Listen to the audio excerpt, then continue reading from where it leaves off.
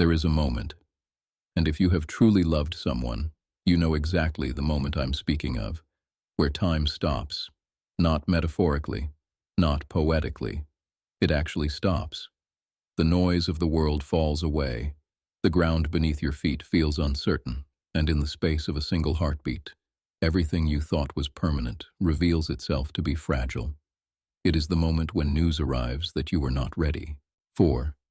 The moment when a word, a sentence, or a silence from someone you trust completely rewrites the story you thought you were living. We have all stood at that crossroads, between the life we had before a piece of news and the life we must now figure out how to live after it. And in that moment, none of the things we spend our days worrying about matter even slightly. Not the schedules, not the opinions of others, not the image we have carefully constructed for the world to admire. In that moment, only love matters. Only people matter. Only the desperate, instinctive need to hold close what we still have and to grieve honestly for what we have lost.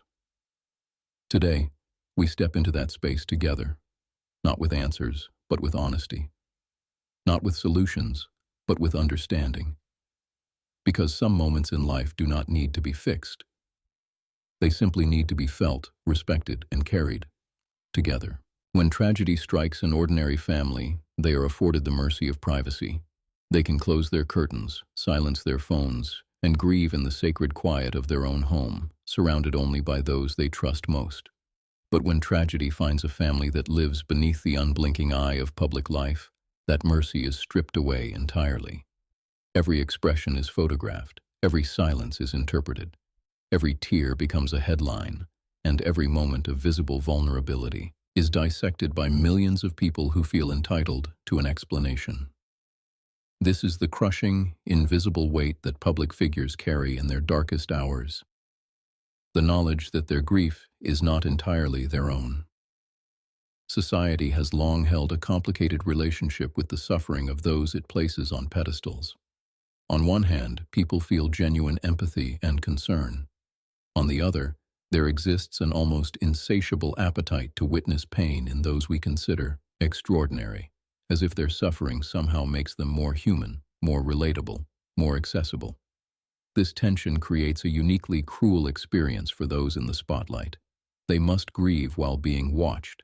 They must compose themselves not because they feel composed, but because the world is waiting and watching with cameras raised.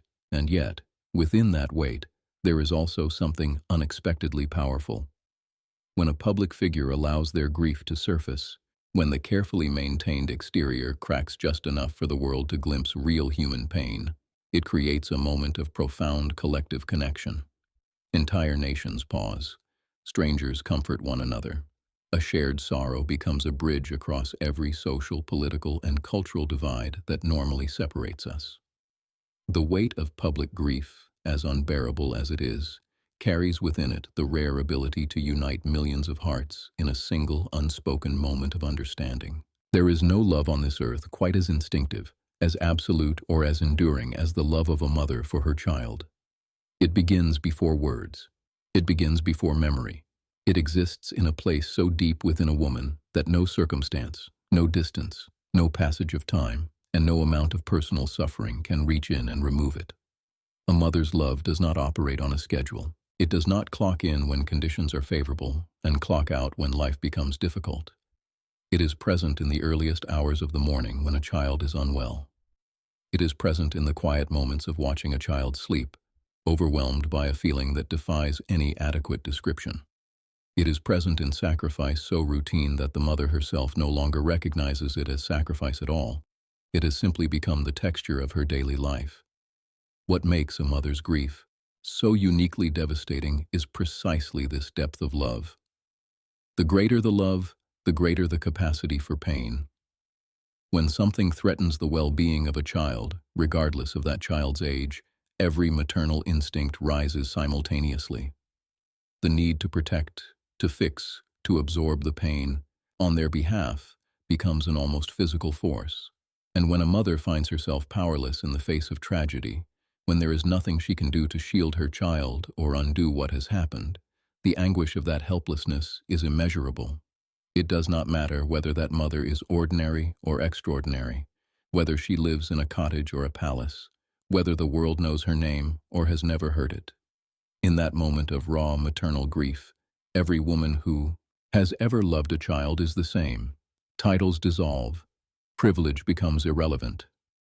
What remains is simply a mother, and her love and her tears, and the terrible, beautiful truth that she would bear any suffering in the world if it meant keeping her child from harm.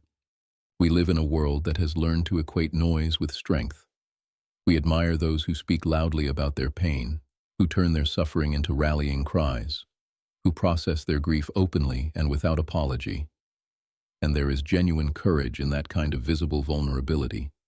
But there is another kind of strength, quieter, less celebrated, and in many ways far more difficult to sustain. It is the strength of those who carry their heaviest burdens in complete silence. Not because they are suppressing their emotions in an unhealthy way, but because the weight they carry is too sacred, too personal, or too complex to be handed over to public consumption. This kind of silent strength is deeply misunderstood. From the outside, it can appear as coldness, as detachment, or even as indifference. People who do not understand it will often mistake composure for a lack of feeling, when in reality, the composure itself is the result of extraordinary emotional effort. Every controlled breath, every steady gaze, every carefully chosen word in a moment of private devastation represents an act of willpower that most people will never be called upon to perform. Behind closed doors, these individuals may be entirely undone. They may weep in ways they would never permit the world to witness. They may sit in silence for hours, processing a grief so profound that language genuinely fails them. And then, they rise. They compose themselves. They return to the world wearing their dignity like armor, not because they feel nothing, but because they have chosen to protect what is most precious to them, their private truth, from those who would reduce it to entertainment. This silent strength is not a performance. It is a deeply personal act of self-preservation, and in many cases, it is the most honest form of courage that exists. Throughout history, institutions have demanded a great deal from the individuals who serve within them. They ask for time, for loyalty, for the subordination of personal desires to collective responsibility. In many of the world's oldest and most structured institutions, this expectation extends even to moments of profound personal crisis. The duty continues. The role must be fulfilled. The show, as the saying goes, must go on. And for generations, countless men and women have honored that expectation with remarkable discipline, showing up, performing their obligations, and privately managing whatever personal storm was raging beneath the surface. But there comes a point, a threshold that every human being eventually reaches, where duty and humanity stand in direct opposition to one another, and a choice must be made. In that moment, the most deeply human response, and arguably the most morally correct one, is to choose family, to set aside the uniform, the title, the expectation, and simply be present for the people who need you most. This is not a dereliction of responsibility. It is, in fact, the fulfillment of the most fundamental responsibility any person possesses, the responsibility to the people they brought into this world, or the people who have loved them unconditionally through every version of themselves. No institution, regardless of its history or its importance, can manufacture the kind of irreplaceable presence that a parent provides in a moment of crisis. A child does not need a figurehead in their darkest hour. They need a parent. They need warmth, familiarity, and the particular comfort that only comes from someone who has known them their entire life. When family is placed before duty in those critical moments, it does not diminish the institution. If anything, it humanizes it in ways that years of public appearances and formal engagements never could. It reminds the watching world that behind every role, there is a person, and that person, at their core, is first, and always someone's child, someone's partner, someone's parent. There is a peculiar and deeply moving phenomenon that occurs when a family of significant public standing experiences visible grief. Something shifts in the collective consciousness of an entire nation. Strangers who have never met find themselves sharing a common sorrow. People who disagree on virtually everything, politics, religion, values, vision for the future, discover an unexpected common ground in the simple, shared experience of feeling sad on behalf of someone else. This collective mourning is not performative, though it is sometimes dismissed as such by those who question whether the public has any genuine right to grieve for people they have never personally known. But human beings are deeply empathetic creatures. We form emotional attachments to those we grow up seeing, those whose milestones we have witnessed across years and decades, those who have become woven into the fabric of our cultural memory. When those people suffer, something in us responds instinctively and honestly.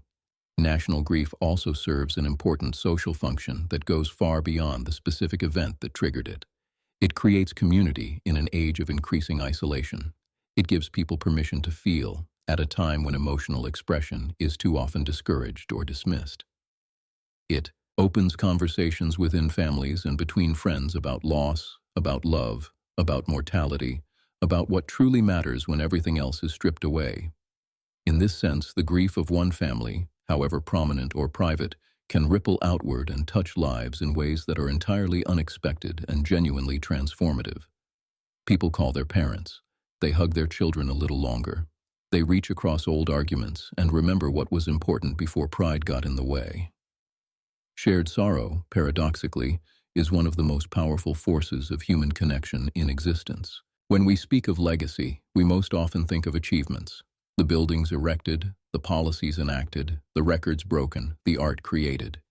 We measure the impact of a life by what it produced, what it changed, what it left behind in tangible, visible form. But there is a category of legacy that is rarely spoken of with sufficient reverence, and that is the legacy of resilience. The enduring example set by those who faced unimaginable difficulty and chose, despite every reason to surrender, to keep going. This kind of legacy is not loud. It does not come with plaques or ceremonies or formal recognition. It lives instead in the memories of those who witnessed it, children who watched a parent rise after being broken, communities that observed a family hold together when every force seemed designed to pull them apart, individuals who found in someone else's perseverance the courage to face their own.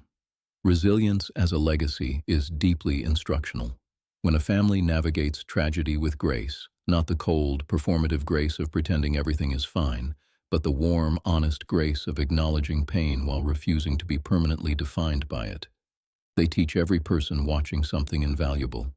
They demonstrate that grief is survivable, that love is stronger than loss, that the human spirit, given enough time and enough support, has an extraordinary capacity to heal and to rebuild. This is perhaps the most important gift any person or family can offer the world, not their accomplishments in times of ease, but their character in times of crisis, not who they were when life was kind to them, but who they chose to be when life was not. That is the legacy that outlasts everything else. The quiet, unbreakable proof that it is possible to bend without breaking, to grieve without losing yourself, and to love so completely that even tragedy cannot take that love away.